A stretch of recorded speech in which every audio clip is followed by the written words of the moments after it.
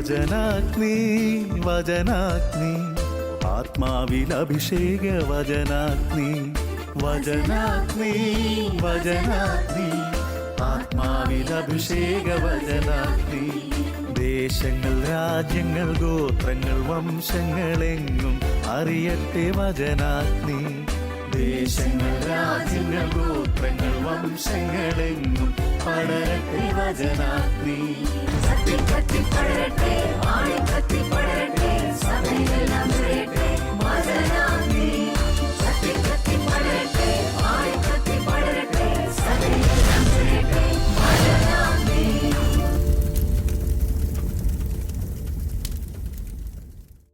യേശുവിൽ ഏറ്റവും പ്രിയപ്പെട്ട എൻ്റെ സഹോദരി സഹോദരന്മാരെ, നിങ്ങളെ ഏവരെയും ഏറെ സ്നേഹത്തോടും സന്തോഷത്തോടും കൂടെ യേശുനാമത്തിൽ ഈ വചന ശുശ്രൂഷയിലേക്ക് സ്വാഗതം ചെയ്യുന്നു. നാം ഒരു പുതുവർഷത്തിലേക്ക് കടക്കുകയാണല്ലോ. തീർച്ചയായും കഴിഞ്ഞ ഒരു വർഷം ദൈവം നൽകിയ എല്ലാ അനുഗ്രഹങ്ങൾക്കും ആത്മാർത്ഥമായിട്ട് നന്ദി പ്രകാശിപ്പിക്കാം. കഴിഞ്ഞ ഒരു വർഷം നാം കടന്നുപോയപ്പോൾ അനുഭവിച്ച എല്ലാ സഹനങ്ങളും ഈശോയ്ക്ക് കാഴ്ചവെച്ചുകൊണ്ട് പുതിയ ഒരു വർഷത്തിലേക്ക് കാലെടുത്ത് വയ്ക്കുമ്പോൾ നാം ഇന്ന് ധ്യാന വിഷയമായി എടുത്തിരിക്കുന്ന വചനം 2 കോറിന്തോസ് 5-ാം അധ്യായം 17-ാം തിരുവചനമാണ്. വചനം ഇങ്ങനെ പറയുന്നു: ക്രിസ്തുവിൽ ആയിരിക്കുന്നവൻ പുതിയ സൃഷ്ടിയാണ്, പഴയത് കടന്നുപോയി, ഇതാ പുതിയത് വന്നു കഴിഞ്ഞു. നമുക്കെല്ലാവർക്കും അറിയാം, കഴിഞ്ഞ ഏകദേശം 2 വർഷത്തോളമായി COVID-19 എന്ന മഹാമാരിയുമായി പടവെട്ടിക്കൊണ്ടിരിക്കുകയായിരുന്നു. ആബാലവൃദ്ധം ജനങ്ങളും പണ്ഡിതനും പാമരനും വിദ്യാഭ്യാസമുള്ളയാളും ഇല്ലാത്തയാളും എല്ലാം ഏകദേശം ഈ ഒരു അനുഭവത്തിൽ കൂടെ കടന്നു പോവുകയുണ്ടായി. കഴിഞ്ഞ ആഴ്ച ഒരു ഫോൺ കോളിലൂടെ ഒരു വ്യക്തി എന്നോട് ചോദിച്ചു, മാഡം, ന്യൂ ഇയർ റെസൊല്യൂഷൻ, പുതുവർഷത്തെ തീരുമാനം ധാരാളമുണ്ടല്ലോ, മാഡം എന്താണ് ഒരു തീരുമാനം പുതിയതായിട്ട് സജസ്റ്റ് ചെയ്യുന്നത്? ഞാൻ ഉത്തരം പറഞ്ഞു, ഞാൻ പുതിയ റെസൊല്യൂഷൻസ് ഒന്നും ഒരു വർഷവും എടുക്കാറില്ല. കാരണം നാം തീരുമാനം എടുത്തിട്ട് അത് നടപ്പിലാക്കുന്നുണ്ടോ ഇല്ലയോ എന്ന് നോക്കലല്ലോ പ്രധാനം. അപ്പോൾ ഞാൻ കൊടുത്ത ഒരു വചനമാണ്, അദ്ദേഹത്തിന് ഞാൻ പറഞ്ഞു കൊടുത്ത ഒരു വചനമാണ് നിങ്ങളുമായിട്ട് ഇന്ന് ഞാൻ ഷെയർ ചെയ്യുന്നത്. കഴിഞ്ഞ 2 വർഷങ്ങളിൽ പ്രിയപ്പെട്ടവർ ഏറെ നഷ്ടപ്പെടുകയും ഒരു കുടുംബത്തിൽ ഒരു വ്യക്തിയെങ്കിലും നമുക്ക് നഷ്ടമാവുകയും ചെയ്തിട്ടുണ്ട്. തീർച്ചയായും ഈയിടെ എന്നോട് സംസാരിച്ച വ്യക്തി എൻ്റെ അടുക്കൽ പറഞ്ഞ കാര്യം, അദ്ദേഹത്തിന് ഏറ്റവും പ്രിയപ്പെട്ട ഒരു ചേച്ചി മരിച്ചു പോവുകയുണ്ടായി. ആ ചേച്ചിയുമായിട്ട് അവസാന കാലത്ത് അസുഖമായി എന്നറിഞ്ഞിട്ട് പോലും ഒന്ന് സംസാരിക്കാനോ ഒന്ന് ഒരുങ്ങുവാനോ ആ ചേച്ചിയുടെ ശവസംസ്കാരത്തിലൊന്ന് പങ്കെടുക്കാനോ സാധിച്ചില്ല എന്നതാണ് പ്രധാനം. ഏറെ മാനസികമായ അടുപ്പം കാത്തു സൂക്ഷിച്ചിരുന്ന വ്യക്തികളായിരുന്നു, അടുത്ത ബന്ധത്തിൽപ്പെട്ടവരുമായിരുന്നു. പ്രിയപ്പെട്ടവരെ, ഇതൊരു ഒറ്റപ്പെട്ട അനുഭവമല്ല.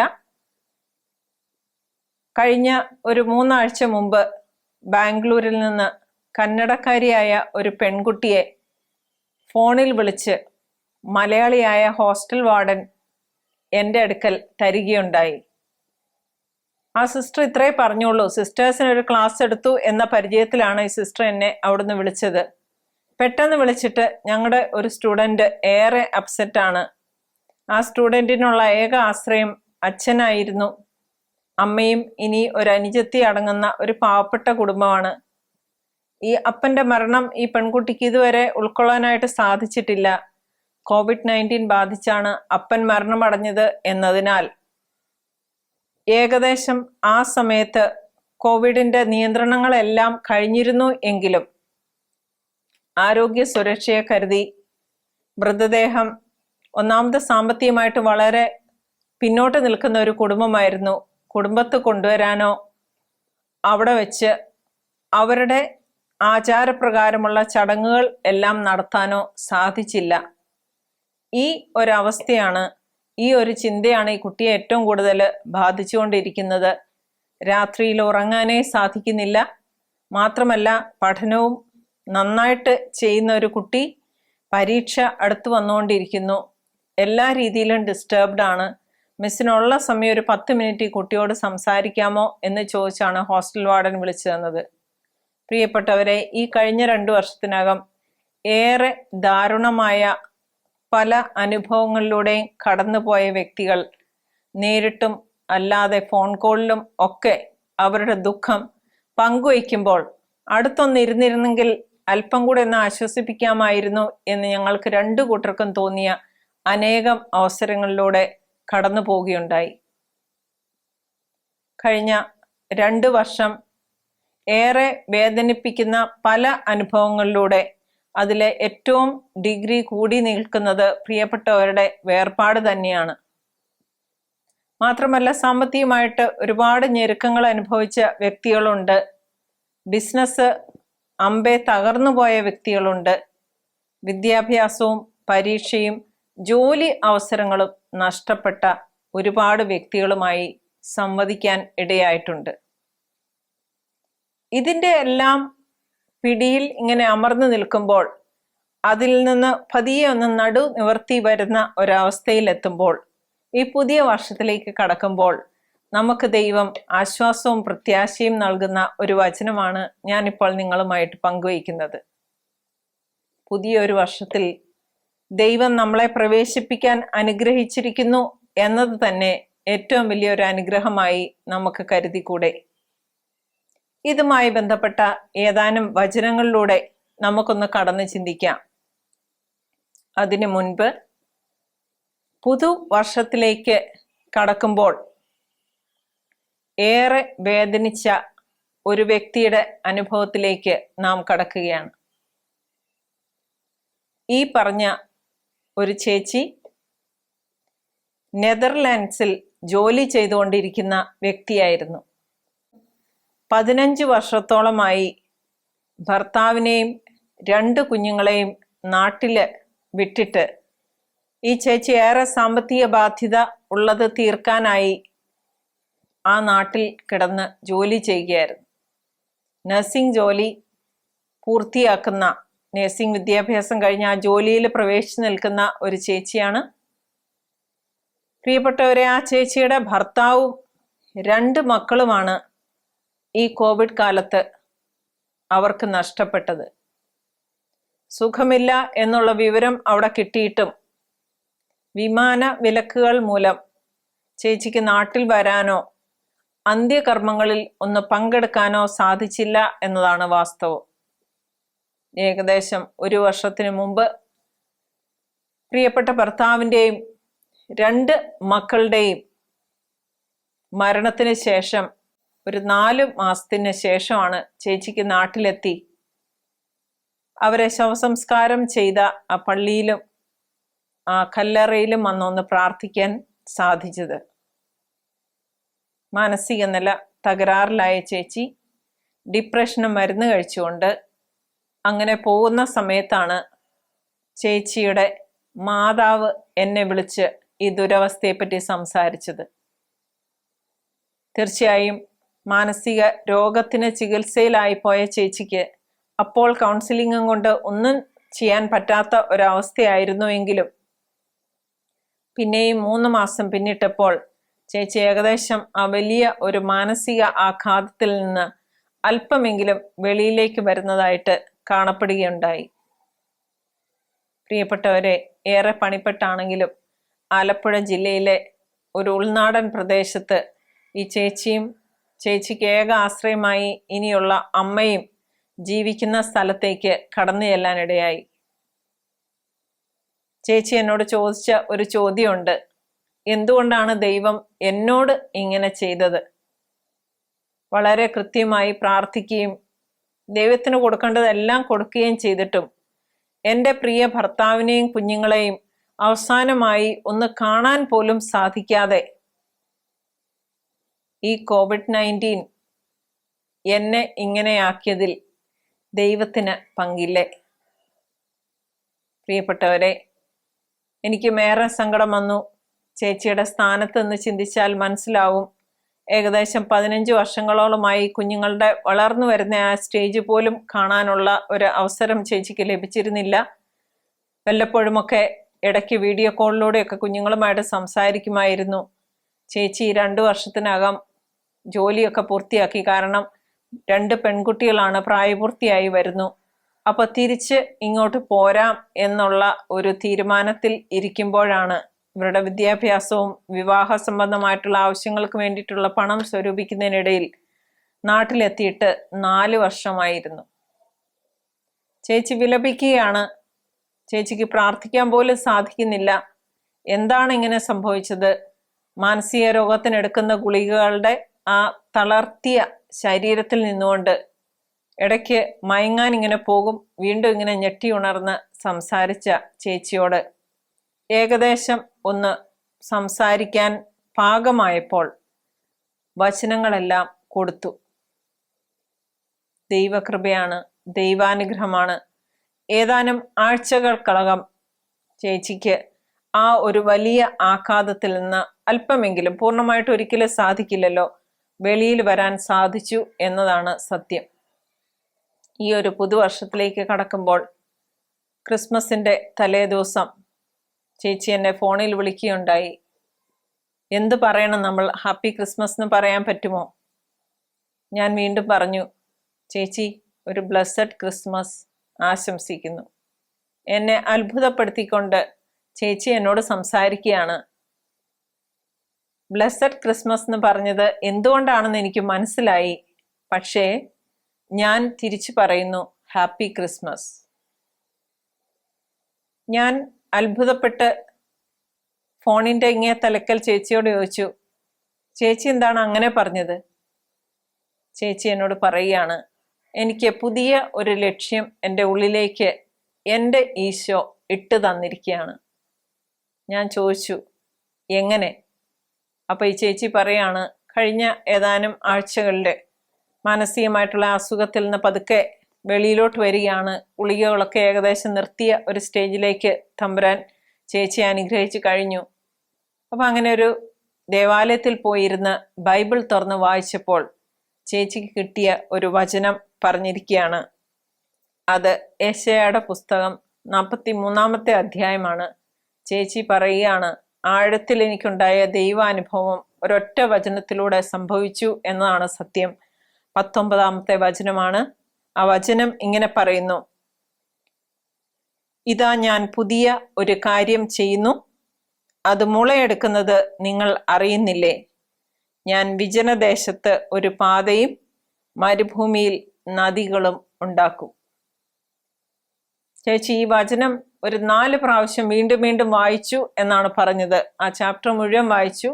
കൂട്ടത്തിൽ ഈ വചനം ഒരുപാട് സ്പർശിക്കുന്നതായി തോന്നി. 4-5 പ്രാവശ്യം മനസ്സിരുത്തി സ്വയം കേൾക്കാവുന്ന രീതിയിൽ ഈ വചനം വായിച്ചു കഴിഞ്ഞപ്പോൾ വലിയ എന്തോ ഒരു ആശ്വാസം ചേച്ചിയുടെ ഉള്ളിലേക്ക് നിറയുന്നതായിട്ട് മനസ്സിലായി എന്നാണ് ചേച്ചി ഷെയർ ചെയ്ത അനുഭവം. ആ വചനത്തിൽ ഇങ്ങനെ പറയുന്നുണ്ട്, ഞാൻ വിജനദേശത്ത് ഒരു പാതയും മരുഭൂമിയിൽ നദികളും ഉണ്ടാക്കും. വിജനദേശത്ത് പാത എന്ന് പറയുന്നത് കുറേയേറെ ബുദ്ധിമുട്ടുള്ള കാര്യമാണ്. വിജനമല്ലാത്ത ദേശത്തെ പാതയാണെങ്കിൽ എളുപ്പമാണ് താനും. അതുപോലെ മരുഭൂമിയിൽ നദികൾ, മണലാരണ്യത്തിൽ നദികൾ ഉണ്ടാക്കും എന്ന് ദൈവം പറഞ്ഞിരിക്കുകയാണ്. പുതിയ കാര്യം മുള പൊട്ടുന്നത് നിങ്ങൾ അറിയുന്നില്ലേ എന്ന് ചോദിച്ചിരിക്കുകയാണ്. ആ നാട്ടില് ഒരു സാമൂഹ്യ സേവന സംഘടനയ്ക്ക് ജന്മം നൽകാനായിട്ട് ചേച്ചിക്ക് സാധിച്ചു എന്നതാണ് വാസ്തവം. കുട്ടികളുടെ പഠന ആവശ്യങ്ങൾക്ക് വേണ്ടിയിട്ടുള്ള ഒരു ഫൗണ്ടേഷൻ ചേച്ചിയുടെ സ്വന്തം നാട്ടില് അതിൻ്റെ ചെയർപേഴ്സൺ ആയി രൂപീകരിക്കാനും പാവപ്പെട്ട കുട്ടികൾക്ക് പഠിക്കാനുള്ള ഫണ്ട് നൽകുന്ന ഒരു സംഘടനയായി ഇതിനെ മാറ്റാനും ചേച്ചിക്ക് സാധിക്കുന്നു. അതിൻ്റെ രജിസ്ട്രേഷൻ സംബന്ധിച്ചുള്ള കാര്യങ്ങൾ അടുത്ത ദിവസം തന്നെ ചേച്ചി അതിനു വേണ്ടിയിട്ട് ഇറങ്ങി പുറപ്പെട്ടിരിക്കുകയാണ്. നമുക്കും അതിനുവേണ്ടി പ്രാർത്ഥിക്കാം. ദൈവം ചെയ്യുന്ന പുതിയ കാര്യങ്ങൾ നാം ചിന്തിക്കുന്ന പോലെ അല്ലാതെ നമ്മെ കൊണ്ട് ചെയ്യിപ്പിക്കാൻ ഈ പുതുവർഷത്തിൽ ദൈവത്തിന് സാധിക്കും എന്നതാണ് സത്യം. പ്രിയപ്പെട്ടവരെ, ഈ ഒരു ടോപ്പിക്കുമായി പുതിയ ഒരു വർഷത്തെ ഏറെ ഉത്കണ്ഠയോടും ആകാംക്ഷയോടും എന്നാൽ പ്രത്യാശയോടും അഭിമുഖീകരിക്കാൻ നമ്മെ സഹായിക്കുന്ന ഏതാനും വചനങ്ങളിലൂടെ നമുക്ക് കടന്നു പോകാം. ഒരു വചനം ഇങ്ങനെ പറയുന്നു. മത്തായിയുടെ സുവിശേഷം 9-ാമത്തെ അധ്യായം 17-ാമത്തെ വചനം. ആരും പുതിയ വീഞ്ഞ് പഴയ തോൽക്കുടങ്ങളിൽ സൂക്ഷിക്കാറില്ല. അങ്ങനെ ചെയ്താൽ തോൽക്കുടങ്ങൾ പൊട്ടി വീഞ്ഞ് ഒഴുകിപ്പോകുകയും കുടങ്ങൾ നഷ്ടപ്പെടുകയും ചെയ്യും. കഴിഞ്ഞ വർഷം ജീവിച്ചതുപോലെ അല്ല നാം അടുത്ത വർഷം ജീവിക്കേണ്ടത്. കാരണം അതിൻ്റെ അടുത്ത വർഷം നമ്മൾക്ക് ദൈവം ആയുസ്സും ആരോഗ്യവും നൽകുമോ എന്ന് നാം ചിന്തിക്കേണ്ടിയിരിക്കുന്നു.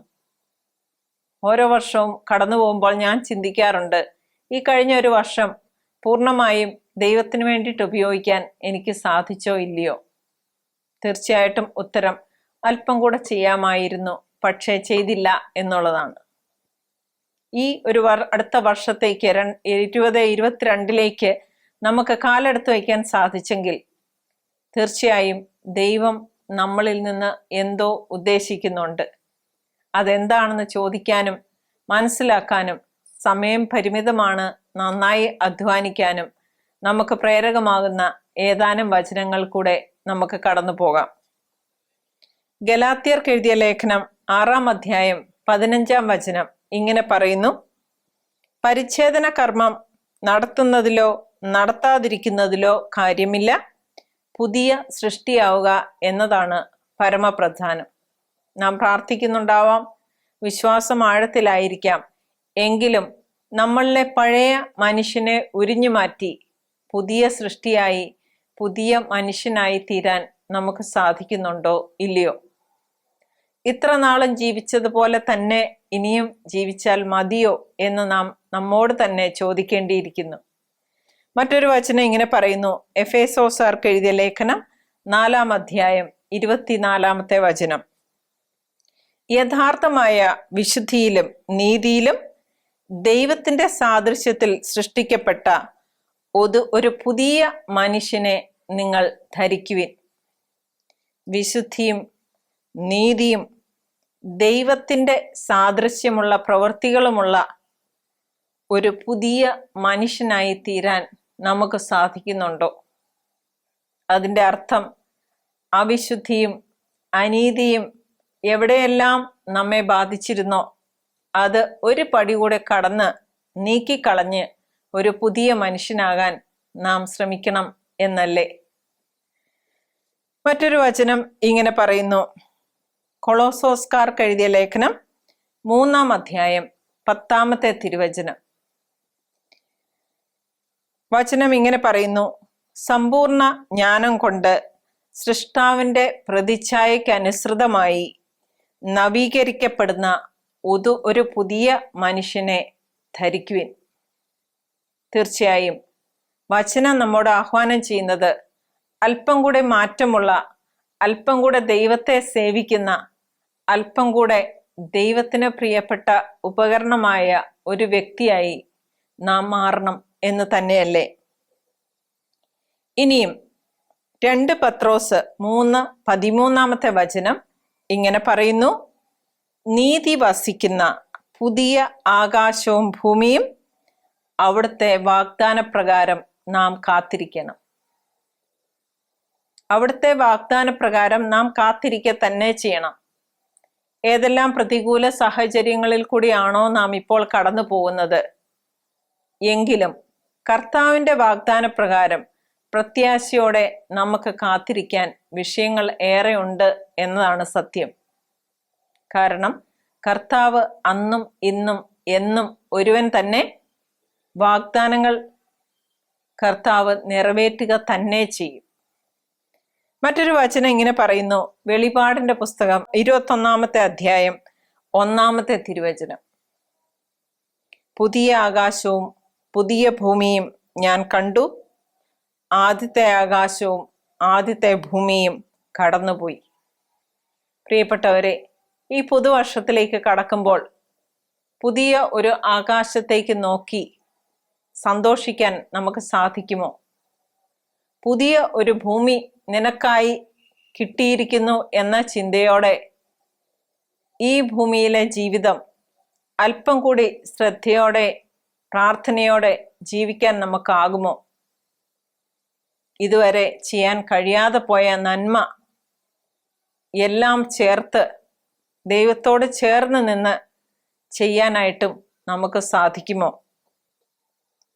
വചനം വീണ്ടും ഇങ്ങനെ പറയുന്നു, പഴയ പ്രലോഭനങ്ങളെല്ലാം നമുക്ക് ഉണ്ടായിക്കൊണ്ടേയിരിക്കും എന്ന് നാം ചിന്തിക്കേണ്ടിയിരിക്കുന്നു. ആഗ്രഹമുണ്ട്, പക്ഷെ മനസ്സിൽ ആഗ്രഹിക്കുന്ന നന്മയല്ല, ഇച്ഛിക്കാത്ത തിന്മയാണ് ഞാൻ പ്രവർത്തിക്കുന്നത് എന്ന് പറയുന്നത് പോലെ തന്നെ ലൂക്കായുടെ സുവിശേഷം 5-ാമത്തെ അധ്യായം 39-ാമത്തെ വചനം പറയുന്നു, പഴയ വീഞ്ഞു കുടിച്ച ഒരുവനും പുതിയത് ഇഷ്ടപ്പെടുകയില്ല, പഴയതാണ് മെച്ചം എന്നല്ലേ പറയുന്നത്. പ്രിയപ്പെട്ടവരെ, ഇതുവരെ ജീവിച്ചു വന്ന പോലെ തന്നെ മുന്നോട്ട് പോകാൻ വളരെ എളുപ്പമാണ്. അതാണ് നാം ആഗ്രഹിക്കുക. അതിൽ നിന്നൊരു മാറ്റം വരണമെങ്കിൽ തീർച്ചയായും വില കൊടുക്കുക തന്നെ വേണം. നമ്മുടെ വ്യക്തിപരമായിട്ടുള്ള പ്രാർത്ഥനകളിൽ അല്പം കൂടെ ഒന്ന് ആഴപ്പെടാനും ഒരല്പം കൂടെ സമയം ദൈവത്തിനു വേണ്ടി ചെലവഴിക്കാനും വചനം വായിക്കണം എന്നുള്ള ആഗ്രഹം പ്രാവർത്തികമാക്കാനും ഒക്കെ നമുക്ക് സാധിക്കണമെങ്കിൽ പഴയതാണ് മെച്ചം, പഴയതുപോലെ കടന്നു പോകുന്നതാണ് സുഖം എന്ന് നാം ചിന്തിക്കാതിരിക്കുക തന്നെ വേണം. മറ്റൊരു വചനം ഇങ്ങനെ പറയുന്നു, വെളിപാടിന്റെ പുസ്തകം 21-ാമത്തെ അധ്യായം 5-ാം തിരുവചനത്തിൽ ഇങ്ങനെ പറയുന്നു, സിംഹാസനത്തിൽ ഇരിക്കുന്നവൻ പറഞ്ഞു, ഇതാ ഞാൻ സകലതും നവീകരിക്കുന്നു. ഈ വചനങ്ങൾ വിശ്വാസയോഗ്യവും സത്യവുമാണ്. ദൈവം നവീകരിക്കുന്ന ആ ഭൂമിയും ആകാശവും നമ്മുടെ ജീവിതവും അനുഭവിച്ചറിയാനും ഗൗരവമായി അത് കണക്കിലെടുത്ത് ദൈവം ആഗ്രഹിക്കുന്ന രീതിയിൽ നമ്മുടെ മനപരിവർത്തനവും ജീവിതത്തിനൊരു മാറ്റവും വരുത്താൻ നമുക്ക് സാധിക്കുന്നുണ്ടോ ഇല്ലയോ എന്നതല്ലേ പരമപ്രധാനം. പ്രിയപ്പെട്ടവരെ, വലിയ ഒരു ദാനമായി, ജീവിതത്തിലേക്ക് ഏറ്റവും വലിയ ഒരു സമ്മാനമായി ഒരു വർഷത്തിൽ ഒരു ദിവസം കൂടെയാണെങ്കിലും നീട്ടിക്കിട്ടുമ്പോൾ അലസതയിലും ഇതുവരെ കഴിഞ്ഞ പോലെയും നമുക്ക് കഴിയാതിരിക്കാൻ ശ്രമിക്കാം.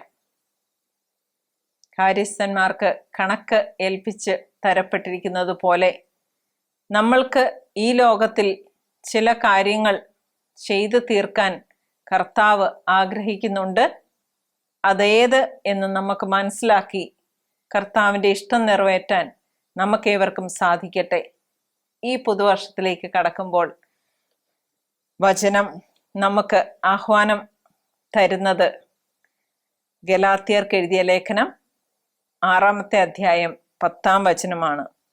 ആകയാൽ നമുക്ക് അവസരം ലഭിച്ചിരിക്കുന്നത് കൊണ്ട് സകല മനുഷ്യർക്കും, പ്രത്യേകിച്ച് വിശ്വാസത്താൽ ഒരേ കുടുംബത്തിൽ അംഗങ്ങളായവർക്ക് നന്മ ചെയ്യാം. പ്രിയപ്പെട്ടവരെ, നന്മയുടെ ഒരു വർഷമായി 2022 മാറട്ടെ. നാം ഒരിക്കലേ ഈ ജീവിതത്തിലേക്ക് കടന്നു വരത്തുള്ളൂ. നമുക്ക് ഒരു ജീവിതം മാത്രമേ ഉള്ളൂ. ഈ സമയത്ത് നമുക്ക് മറ്റുള്ളവർക്ക് ചെയ്യാൻ കഴിവുള്ള നന്മ ചെയ്യുന്നവരായി ദൈവത്തിൻ്റെ കൈയും കാലും നാവും ഒക്കെയായി നമുക്ക് മാറാനായിട്ട് ശ്രമിക്കാം. കഴിഞ്ഞ ഒരു വർഷത്തിൽ കൂടെ എന്തെല്ലാം വേദനിപ്പിക്കുന്ന അനുഭവത്തിൽ കൂടെ കടന്നു പോയാലും അതെല്ലാം നന്മയാക്കി മാറ്റാൻ നമ്മുടെ ദൈവത്തിന് സാധിക്കും എന്നതിൽ സംശയമുണ്ടോ? തീർച്ചയായിട്ടും നന്ദി നിറഞ്ഞ ഹൃദയത്തോടെ കഴിഞ്ഞ ഒരു വർഷം ലഭിച്ച എല്ലാ അനുഗ്രഹങ്ങളും ആത്മാർത്ഥമായി ദൈവത്തിൽ നിന്ന് കൈപ്പറ്റി നന്ദി പറഞ്ഞ് എല്ലാ സഹനങ്ങളും നമ്മുടെ വിശുദ്ധീകരണത്തിനായി മാറ്റിക്കൊണ്ട് പുതിയ ഒരു വർഷത്തിൽ, ദൈവം ദാനമായി തരുന്ന വർഷത്തിൽ ദൈവഹിതം നിറവേറ്റാനുള്ള ശക്തിക്കായി നമുക്ക് പ്രാർത്ഥിക്കാം. ദൈവത്തിൻ്റെ കൈ പിടിച്ച് ദൈവം ആഗ്രഹിക്കുന്ന ജോലി ദൈവത്തിന് വേണ്ടിയിട്ട് ചെയ്യാൻ ഈ വർഷം എല്ലാവരെയും ദൈവം അനുഗ്രഹിക്കട്ടെ. ഈ വർഷത്തെ സന്തോഷങ്ങളും സന്താപങ്ങളും എല്ലാം ദൈവത്തോട് ചേർത്ത് പിടിച്ച് മുന്നോട്ട് പോകാൻ നമുക്ക് സാധിക്കട്ടെ. നമുക്ക് നമ്മുടെ കണ്ണുകളെ അടയ്ക്കാം, പ്രാർത്ഥിക്കാം.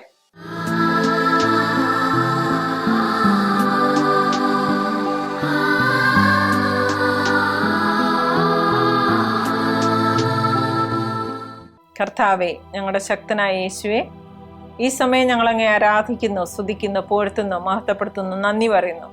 കർത്താവേ, അനേകം പ്രതികൂല സാഹചര്യങ്ങളിലൂടെയും വേദനിപ്പിക്കുന്ന അനുഭവങ്ങളിലൂടെയും പ്രിയപ്പെട്ടവരുടെ വേർപാടിലൂടെയും ഏറെ വേദനയോടെ കടന്നു പോകുന്ന ഓരോ വ്യക്തികളെയും ഞങ്ങൾ ഈ സമയം പേരായി അങ്ങേക്കരങ്ങളിലേക്ക് സമർപ്പിച്ചുകൊണ്ട് പ്രാർത്ഥിക്കുന്നു. ദൈവമേ, അങ്ങറിയാതെ ഞങ്ങളുടെ ജീവിതത്തിൽ ഒന്നും സംഭവിക്കുന്നില്ലല്ലോ. ഈ അടുത്ത ഒരു പുതുവർഷത്തിലേക്ക് കാലൂന്നുവാൻ ഇടയാക്കുന്ന മഹാകൃപയ്ക്കായി ഞങ്ങൾ അങ്ങേ നന്ദിയോടെ സ്തുതിക്കുന്നു, സ്തോത്രം ചെയ്യുന്നു. ഈശോയെ, അനേകം വർഷങ്ങളും ദിവസങ്ങളും അങ്ങയുടെ ഇഷ്ടപ്രകാരം അല്ലാതെ ജീവിച്ചു തീർത്ത ഞങ്ങൾക്ക് ഈ അടുത്ത ഒരു വർഷത്തെ ലഭിച്ചിരിക്കുന്ന അവസരം വചനം ഉദ്ബോധിപ്പിക്കുന്ന പോലെ മറ്റുള്ളവർക്ക് നന്മ ചെയ്ത് കടന്നു പോകാനുള്ള ഒരു കൃപയാൽ ഞങ്ങളെ നിറയ്ക്കണമേ. ഞങ്ങളുടെ അനുദിന ജീവിതത്തിലേക്ക് ആവശ്യമായിട്ടുള്ള എല്ലാ അനുഗ്രഹങ്ങളും തരണമേ. കർത്താവെ, രോഗത്തിൽ വലയുന്നവർക്ക് ആരോഗ്യം അങ്ങ് ദാനമായി കൊടുക്കണമേ എന്ന് പ്രാർത്ഥിക്കുന്നു.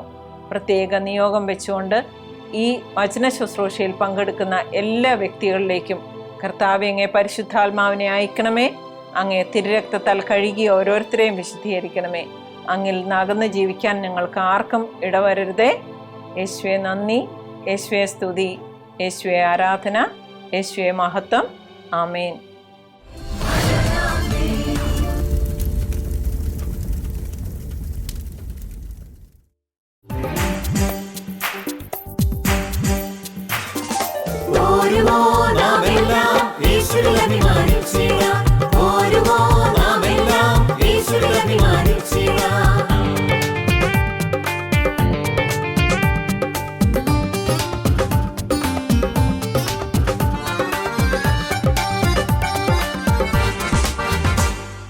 നമ്മുടെ നാഥൻ ഒലിവുമലയിൽ അന്ന് നൽകിയ മിഷൻ ദൂത് തലമുറ കൈമാറി കെടാതെ ഞങ്ങൾ ഘോഷിക്കും.